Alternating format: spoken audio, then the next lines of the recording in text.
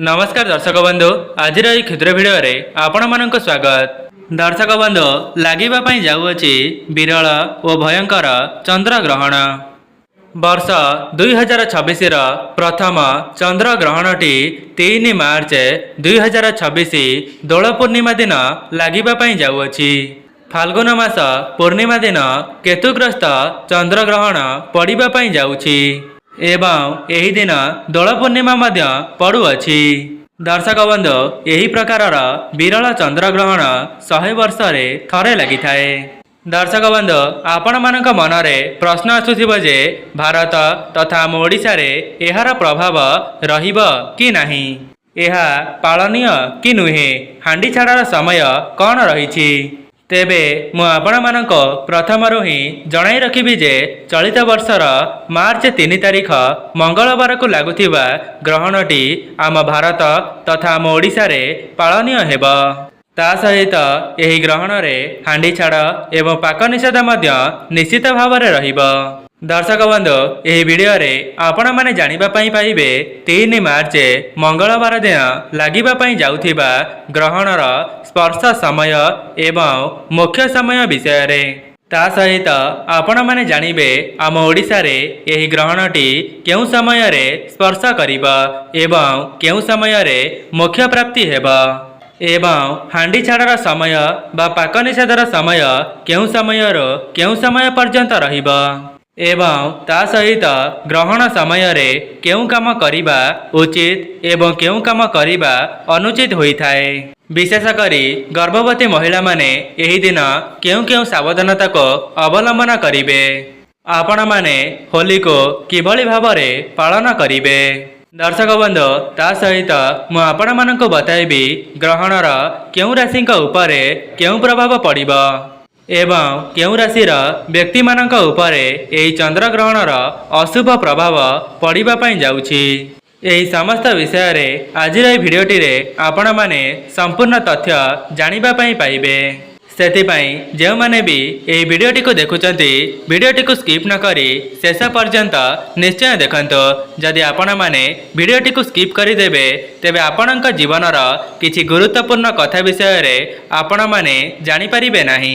सेथिपाई जो माने भी एही भिडियोटी को देखुचंती संपूर्ण शेष पर्यंत निश्चय देखंतो। यह पूर्वर जदि आपण माने भिडियोटी को लाइक करि नाहंती भिडियोटी को लाइक करी कमेंट बॉक्स रे जय मां लक्ष्मी जय जगन्नाथ अवश्य लिखि दियंतो एवं चैनल टी रे नुआ थिले चैनल टी को सब्सक्राइब करि दियंतो। दर्शक बंधु 3 मार्च फाल्गुन मासर पूर्णिमा दिन मंगलवार दिन दोल पूर्णिमा सहित चंद्र ग्रहण लागिबा पई जाउछि एवं आपण माने हुएत जानि नथिबे एपरि केतुग्रस्त चंद्र ग्रहणटी 100 वर्ष पर थरे आसीअछि।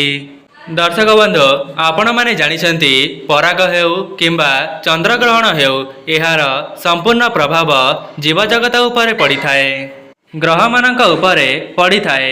ता सहित राशि नक्षत्र एमानक उपरे मध्य चंद्र ग्रहणर प्रभाव पड़ी थाए।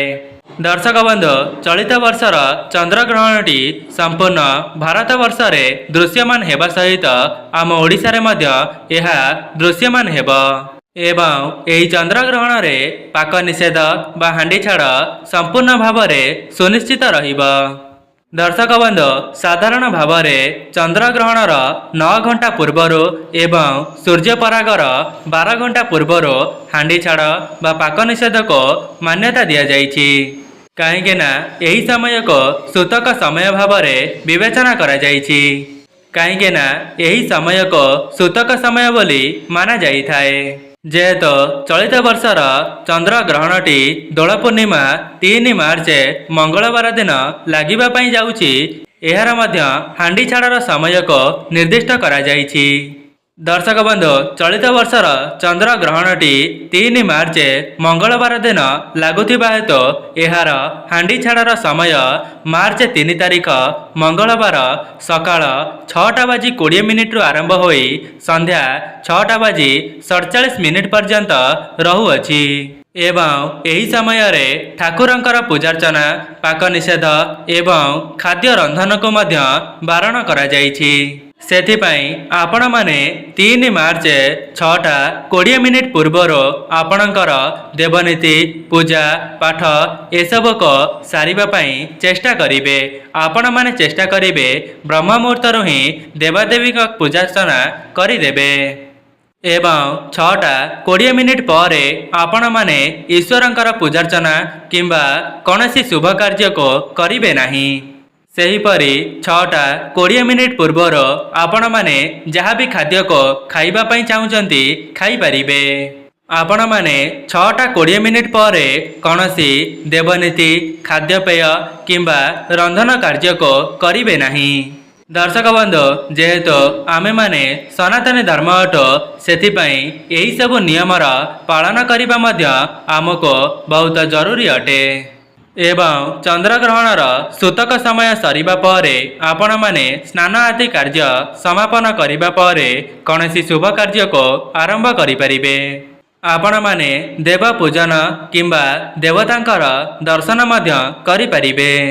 ଦର୍ଶକ ବନ୍ଧୁ, ଏହି ସୂତକ ସମୟଟି ରୋଗୀ ଏବଂ ଶିଶୁମାନଙ୍କ ପାଇଁ ପାଳନୀୟ ନୁହେଁ, କିନ୍ତୁ ଗର୍ଭବତୀ ମହିଳାମାନେ ଏହି ଚନ୍ଦ୍ରଗ୍ରହଣ ଲାଗିଥିବା ସମୟରେ ବିଶେଷ ସତର୍କତାକୁ ମାନିକି ଚଳିବା ବହୁତ ଆବଶ୍ୟକ ଅଟେ।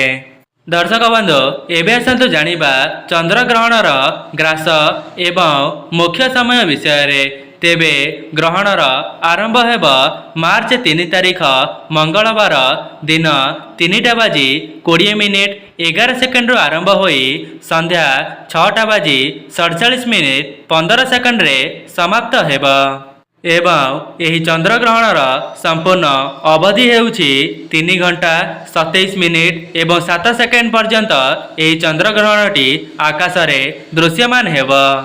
ଏହି 3 ଘଣ୍ଟା 27 ମିନିଟ୍ 7 ସେକେଣ୍ଡର ଅବଧି ମଧ୍ୟରେ କୌଣସି ବି ଗର୍ଭବତୀ ମହିଳାମାନଙ୍କୁ ବାହାରକୁ ବାହାରିବା କିମ୍ବା କୁଆଡ଼େ ଯିବା ପାଇଁ ମନା କରାଯାଇଛି।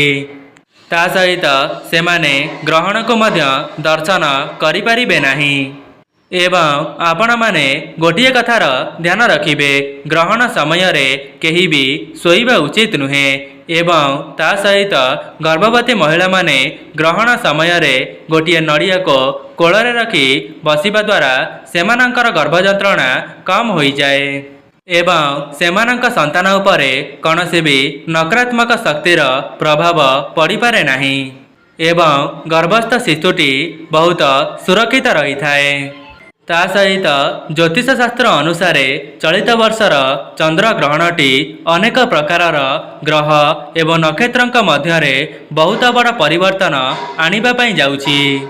ଯେହେତୁ ଚଳିତ ବର୍ଷର ଚନ୍ଦ୍ରଗ୍ରହଣଟି କେତୁଗ୍ରସ୍ତ ଚନ୍ଦ୍ରଗ୍ରହଣ ଲାଗିବା ପାଇଁ ଯାଉଛି, ତେବେ ଏହା ରାଶିଚକ୍ରରେ ଥିବା 12 ଗୋଟି ରାଶିମାନଙ୍କ ଉପରେ ପ୍ରଭାବ ପକାଇବ ଏବଂ ଗ୍ରହ ନକ୍ଷତ୍ରମାନଙ୍କର ଚଳନ କାରଣରୁ କିଛି ରାଶିର ବ୍ୟକ୍ତିମାନଙ୍କ ଉପରେ ଏହା ଅତ୍ୟନ୍ତ ଶୁଭ ପ୍ରଭାବ ପକାଉଥିବା ବେଳେ ଅନେକ ରାଶିମାନଙ୍କ ଉପରେ ଏହାର ଅଶୁଭ ପ୍ରଭାବ ପଡ଼ିବା ପାଇଁ ଯାଉଛି। ଦର୍ଶକ ବନ୍ଧୁ, ରାଶିଚକ୍ରର 12 ଗୋଟି ରାଶିମାନଙ୍କ ମଧ୍ୟରୁ କେବଳ 8 ଗୋଟି ରାଶିମାନଙ୍କ ଉପରେ ଏହି ଚନ୍ଦ୍ରଗ୍ରହଣର ଅତ୍ୟନ୍ତ ଶୁଭ ପ୍ରଭାବ ପଡ଼ିବା ପାଇଁ ଯାଉଛି। ଏହି 8 ଗୋଟି ରାଶିମାନଙ୍କର ଚନ୍ଦ୍ରଗ୍ରହଣକୁ ଦର୍ଶନ କରିବା ଅତ୍ୟନ୍ତ ଶୁଭ ହୋଇଥାଏ। ତେବେ ସେହି ଶୁଭ ରାଶିଗୁଡ଼ିକ ହେଉଛନ୍ତି ମେଷ ରାଶି, ବୃଷ ରାଶି, ମିଥୁନ ରାଶି, ସିଂହ ରାଶି, ବିଛା ରାଶି, ତୁଳା ରାଶି, ମକର ରାଶି, ଧନୁ ରାଶି। ଏମାନଙ୍କ ଉପରେ ଚନ୍ଦ୍ରଗ୍ରହଣର ଅତ୍ୟନ୍ତ ଶୁଭ ପ୍ରଭାବ ପଡ଼ିବା ପାଇଁ ଯାଉଛି। ଏମାନେ ଚନ୍ଦ୍ରଗ୍ରହଣକୁ ଦର୍ଶନ ମଧ୍ୟ କରିପାରିବେ। ଏହି 8 ଗୋଟି ରାଶିମାନେ ଚନ୍ଦ୍ରଗ୍ରହଣକୁ ଦର୍ଶନ କରିବା ଦ୍ୱାରା ସେମାନଙ୍କର ସମସ୍ତ କାର୍ଯ୍ୟରେ ଶୁଭଫଳ ମିଳିଯିବ ଏବଂ ଅନ୍ୟ 4 ଗୋଟି ରାଶିମାନେ ହେଉଛନ୍ତି ଯେଉଁମାନେ ଚନ୍ଦ୍ରଗ୍ରହଣକୁ ଦର୍ଶନ କରିପାରିବେ ନାହିଁ। ସେମାନେ ହେଉଛନ୍ତି କର୍କଟ ରାଶି, କନ୍ୟା ରାଶି, କୁମ୍ଭ ରାଶି ଏବଂ ମୀନ ରାଶି। ଏମାନେ ଭୁଲରେ ମଧ୍ୟ ଚନ୍ଦ୍ରଗ୍ରହଣର ଦର୍ଶନ କରିପାରିବେ ନାହିଁ। ଏହି 4 ରାଶିର ବ୍ୟକ୍ତିବିଶେଷମାନେ ଆପଣମାନେ ଗ୍ରହଣ ଲାଗିଥିବା ସମୟରେ ମହାଦେବଙ୍କର ମହାମୃତ୍ୟୁଞ୍ଜୟ ମନ୍ତ୍ରକୁ ଜପ କରନ୍ତୁ। ଏପରି କରିବା ଦ୍ୱାରା ଆପଣଙ୍କ ଉପରେ ମହାଦେବଙ୍କର ଆଶୀର୍ବାଦ ବନି ରହିବ।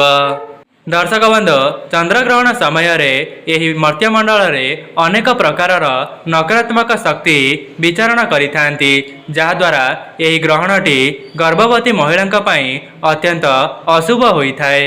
सेथिपाई सेमानंको ग्रहण लागिथिबा समय अनेक गुड़िए सावधानता को अवलंबन करिबा पई कुहा जाइथाए एवं चंद्रग्रहण को दर्शन करिबा मध्य एमानंको बारण करा जाइथाए एवं ग्रहण लागिथिबा समय कौनसी भी गर्भवती महिला माने कौनसी जिनिस को कटाकटी किंबा सिलाई मध्य करिबा उचित नुहे नचेत एहार सीधासलख प्रभाव गर्भरे बढ़ुथिबा संतान उपरे पड़िथाए। ता सहित गर्भवती महिला माने चंद्रग्रहण लागिथिबा समय कौनसी कला रंगर वस्त्र को परिधान करंतु नाही बाहर को बाहरंतु नाही कौनसी भी कबाट झरका को खोला रखिबे नाही जेपरी चंद्र किरणटी आपणक घर को प्रवेश करि परिबो नाही। जदि भूलने मध्य चंद्रकर किरणटी गर्भवती महिला उपरे पड़ जाए तेबे तांका संतानक उपरे कौनसी शारीरिक दोष लगी थाए जहाँकि भविष्यत अनेक गुड़िए समस्या को सृष्टि करिथाए। सेथिपाई यही समय गर्भवती महिला माने विशेष सतर्कता को अवलंबन करंतु एवं बाहर को बाहरंतु नाही। आमर ज्योतिष शास्त्र अनुसार यही चंद्रग्रहण लागिथिबा समय अनेक गुड़िए कार्य को करिबा पई निषेध करा जाइछि। प्रथम कार्य चंद्रग्रहण लागिथिबा समय खाद्य को प्रस्तुत करंतु नाही किंबा निया को लगांतु नाही। आमर ज्योतिष शास्त्र यही सूतक समय हांडीशाड़ बा पाक निषेध को बहुत अधिक गुरुत्व दि जाइछि कहीं यही समय रंधन करा जाइथिबा खाद्यटी अशुभ बा विष समान होई जाइथाए। सेथिपाई जो माने भी यही वीडियोटी को देखुचंती आपण माने ग्रहण समय केबे हेले भी खाद्य को प्रस्तुत करिबे नाही। एबे जानिबा द्वितीय कार्य विषय रे। द्वितीय कार्यटी हेउछि ग्रहण लागिथिबा समय कौनसी भी रंधा जातीय खाद्य को ग्रहण करंतु नाही। एपरि करिबा द्वारा आपणक स्वास्थ्य रे अनेक गुड़िए क्षति होई पारे। आमर ज्योतिष शास्त्र अनुसार चंद्रग्रहण लागिथिबा समय रंधा खाद्य को खाइबा द्वारा आपणक स्वास्थ्य उपरे एहार नकारात्मक प्रभाव पड़िथाए। सेथिपाई चंद्रग्रहण लागिथिबा समय रंधन खाद्य परिवर्ते सुखिला खाद्य को खाई परिबे जेमिति कि चूड़ा सागु एवं फलमूल को मध्य आपण माने खाई परिबे। एबे जानिबा तृतीय कार्य विषय रे। तृतीय कार्यटी हेउछि आपण माने चंद्रग्रहण लागिथिबा समय कौनसी भी शुभ कार्य को करिबे नाही। चतुर्थ कार्यटी हेउछि चंद्रग्रहण लागिथिबा समय आपण माने कौनसी भी देवादेवींकर पूजार्चना मध्य करिबे नाही। एही समय फूल तोलिबा संध्या देबा एपरि कार्य को बारण करा जाइछि एवं आपण माने जानि रखिबा उचित जे एपरि करिबा द्वारा आपणक घर उपरे घोर दरिद्रता माड़ी आसीथाए। सेथिपाई चंद्रग्रहण समय ठाकुरंकर कौनसी भी नीतिकांति को करंतु नाही। यह सहित यही समय देवतांकर दर्शन मध्य करिबा बारण करा जाइछि। आपण माने चंद्रग्रहण समय कौनसी मंदिर को मध्य जिबे नाही। दर्शक बंधु आमर वास्तुशास्त्र अनुसार चंद्रग्रहण शेष हेबा परे अन्न दानर बहुत अधिक महत्व रही। एपरी मान्यता रही जे चंद्रग्रहण शेष हेबा परे जदि आपण माने अन्न दान करुचंती तेबे आपणक भाग्य रे बहुत बड़ शुभ परिवर्तन आसी थाए। दर्शक बंधु अन्न दान करिबार मध्य किछिटा नियम रही। आपण माने चंद्रग्रहण शेष हेबा परे निजर स्नान आदि कार्य को समापन करिदेबे। एहा परे स्वच्छ वस्त्र को परिधान करी अन्न को रंधन करिबे। एपरि करिसारिबा परे आपण माने आपणक घर बाहरे थिबा कोनसी गरीब गुरुबा किंबा दुखी दरिद्र लोकमानंको अन्न दान करि परिबे। ता सहित आपणक घर को मध्य शुद्ध करबा उचित। एथिपाई आपण माने चंद्रग्रहण शेष हेबा परे आपणक घर को भल भाबरे पोछि देबे एवं सेही पोछा जल रे किछि गंगा जल को मध्य पकाई देबे। एपरि करिबा द्वारा आपणक घरे जहाँ भी किछि नकारात्मक शक्ति भरी होई रहिथिबा से सब सकारात्मक शक्ति रे परिवर्तन होई जिबा। दर्शक बंधु चंद्रग्रहण लगिथिबा समय रे आपण माने केबे हेले भी शारीरिक संपर्क रखंतु नाही कहीं ना एही समय रे अनेक गुड़िए नकारात्मक शक्ति वास करुथांती। जदि एपरि करुछंती तेबे पति पत्नी मध्य रे मन मतांतर एवं अनेक गुड़िए समस्या देखा देई थाए। सेथिपाई आपण माने केबे हेले भी चंद्रग्रहण समय रे शारीरिक संपर्क रखंतु नाही। दर्शक बंधु ग्रहण समय रे कौनसी भी गछर पत्र छिड़ाइबा फूल तोलिबा एपरि कार्य को बारण करा जाइछि। दर्शक बंधु आशा करुछि आजिर ए भिडियोटी आपण माननको भल लागिथिबा। भिडियोटी भल लागिथिले भिडियोटी को लाइक करी चैनलटी को सब्सक्राइब करि दियंतो एवं कमेंट बॉक्स रे जय मां लक्ष्मी जय जगन्नाथ अवश्य लिखि दियंतो। आजि पई रहउछि नमस्कार।